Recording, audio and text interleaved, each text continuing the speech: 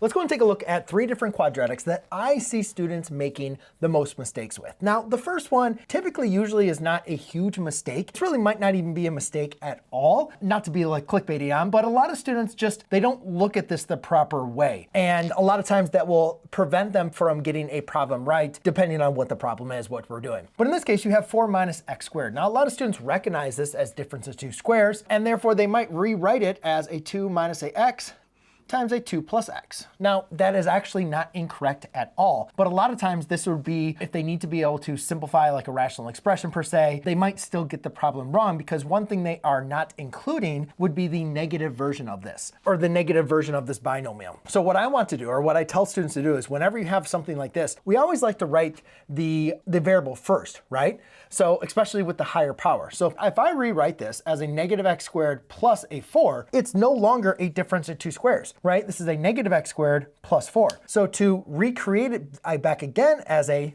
difference of 2 squares, I need to factor out the negative. Now I have a negative x squared minus 4. And now you see I have the difference of 2 squares. But again, everything's being multiplied by this negative here.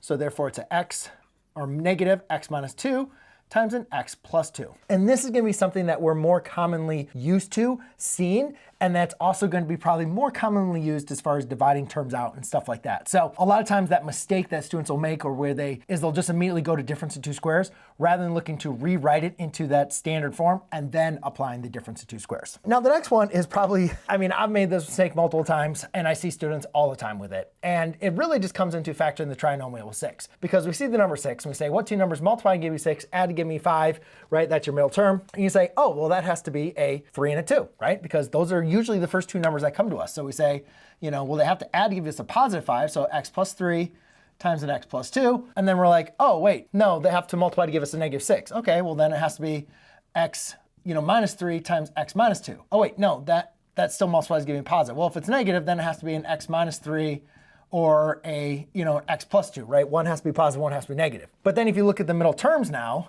you recognize that, oh, negative 3x plus 2 times x is a negative x. So that doesn't give me my 5x. So most often, students always assume whenever there's a 6 at the end, they always think of 3 and 2. But just remember, ladies and gentlemen, we also have 2 factors of 6 and 1, and those have a difference of 5. So if I have a negative 6, that means one of my factors has to be negative, right? It's either 3 and a 2 or a 6 and a 1. Well, if my difference here is 5, if it's a negative, that means I'm looking for the difference. So therefore, I'm looking for a difference of 5, which the only 2 factors that have a difference of 5 would be 6 and 1. So the correct answer here is actually a x plus 6 times a x minus 1, right? Because our last 2 numbers have to multiply to give us a negative 6.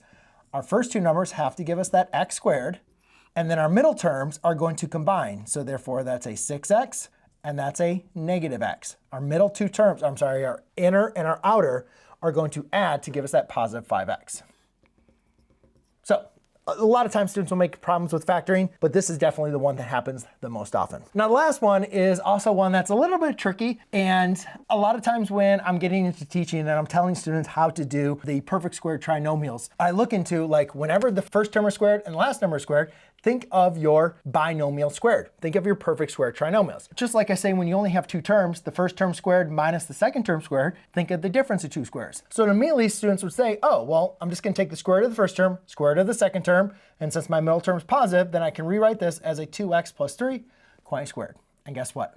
That is incorrect. A lot of times it is correct, but in this example, it is not correct. So how can I avoid making this mistake? Well, it all comes into your middle term.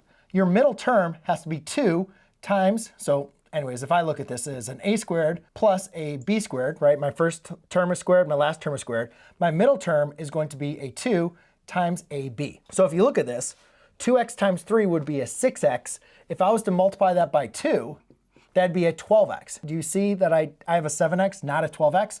So that's why this factoring term does not work out.